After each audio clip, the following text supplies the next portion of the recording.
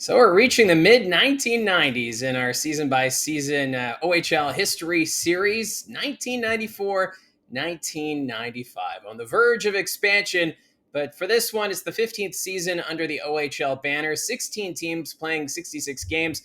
But boy, oh boy, we have some changes. First off, the Newmarket Royals would relocate to Sarnia to become the Sting after the Royals were purchased early in this season by the Cicerelli brothers. And with that relocation, the league also decided to create a third division. So some realignments would take place. So you would have an East, Central, and West division. And yes, it would mess up a little bit with the playoff format. We'll get to that in a few minutes. But first, let's take a look at the standings and what these new divisions would look like. Starting in the East Division, the Kingston Frontenacs, first in the division, something we haven't seen a lot of during this series. They had a record of 40, 19, and 7, good for 87 points.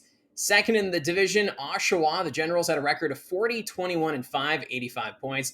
The North Bay Centennials, third with a record of 35, 27, and 4 for 74 points.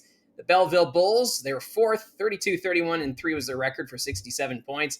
And the Peterborough Petes, fifth with a record of 26, 34, and 6 for 58 points. While the Ottawa 67s would miss the playoffs with a record of 22, 38, and 6 for 50 points. In the Central Division, it would be the Guelph Storm who would take it. They had a record of 47, 14, and 5, good for 99 points. The Sudbury Wolves, they came in second, 43, 17, and 6 was their record for 92 points. While the Owen Sound Platers, third in the division, 22, 38, and 6 for 50 points. Fourth, the Niagara Falls Thunder, 18, 40, and 8 was their record for 44 points. And the Kitchener Rangers at the bottom of the division, but would still make the playoffs with a record of 18, 42, and 6 for 42 points. And in the newly created West Division, the Detroit Junior Red Wings, they would finish top spot, a record of 44, 18, and 4 for 92 points. The Windsor Spitfires, second with a record of 41, 22, and 3 for 85 points.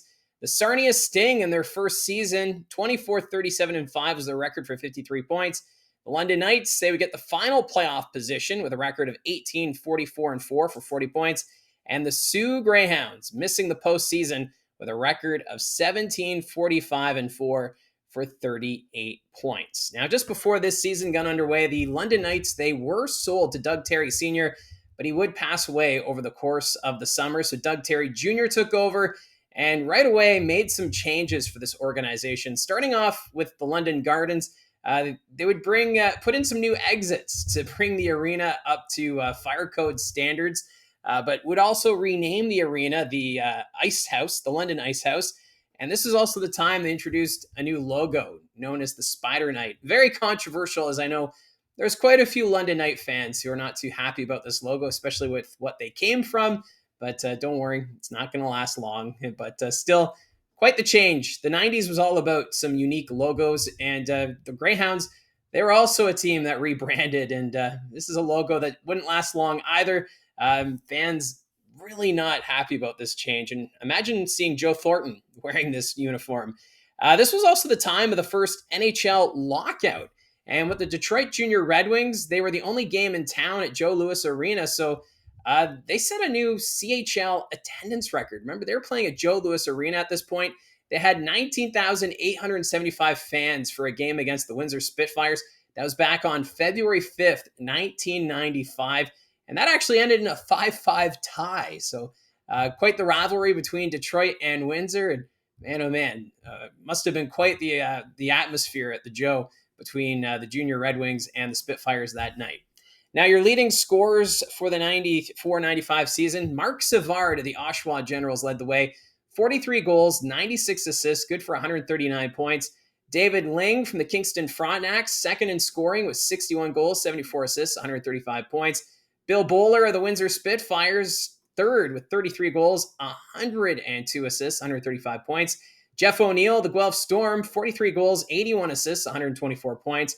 Daryl LaFrance of the Oshawa Generals, 55 goals, 67 assists, 122 points. Todd Bertuzzi of the Guelph Storm had a 54-goal season, along with 65 assists, 119 points. Dave Roach of the Windsor Spitfires, 55 goals, 59 assists, 114 points. Steve Washburn of the Ottawa 67s, he was eighth in scoring, 43 goals, 63 assists, 106 points. Vitaly Yechmanev of the North Bay Centennials, 53 goals, 52 assists, 105 points. And rounding out the top 10 in scoring this season would be Lee Jinmin of the North Bay Centennials, 39 goals, 65 assists, 104 points. Now, with 3 divisions, the playoffs were done a little differently. It was a division quarterfinal to start the playoffs, and getting byes would be the Guelph Storm and the Kingston Frontenacs. They both finished first in their division, while the Detroit Junior Red Wings, who finished first, well, they had a matchup in the first round against the London Knights. So we'll start with the West Division.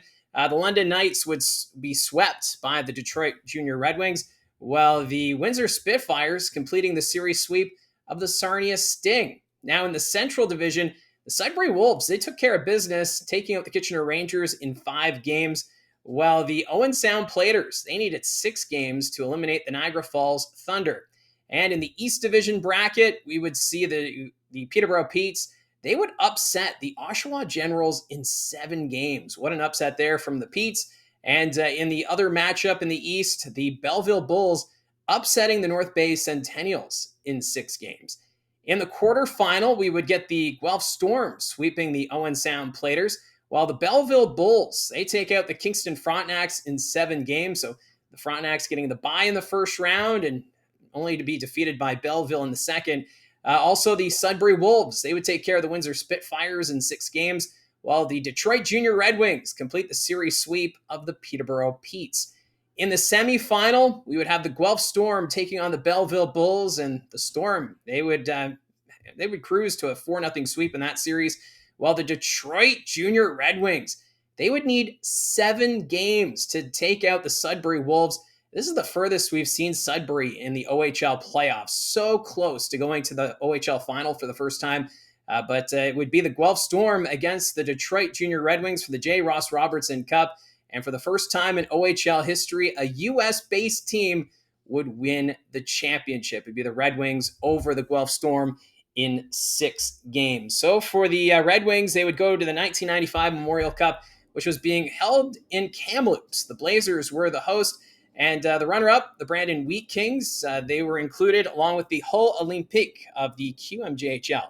Now, the Red Wings, they would go 2-1 in the round robin and would have to face the Brandon Wheat Kings in the semifinal, which they won by a score of 2-1, so a very close contest between Detroit and Brandon.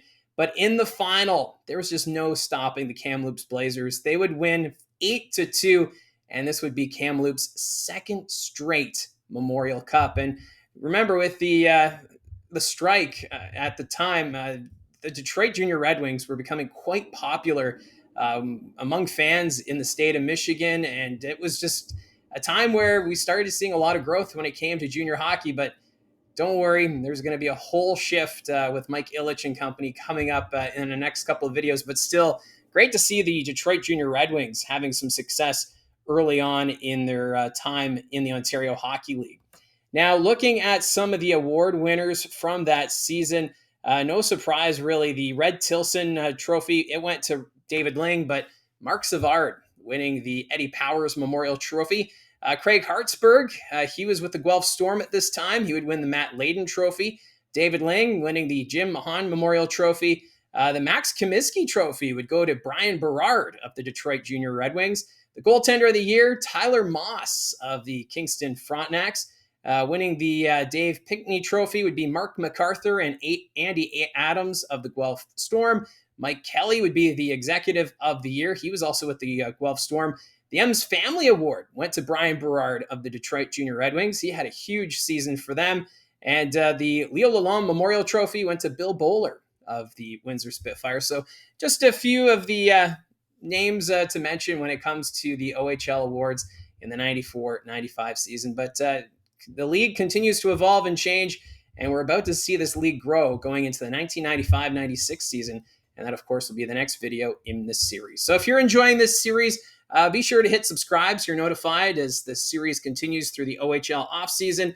If you want to see the other videos that we've done on this series, you go to the OHL History playlist, where we started in 1980-81, and have made our way now all the way to the mid-1990s. So again, thank you very much for your support. Don't forget to hit like and subscribe, and we'll talk to you again soon.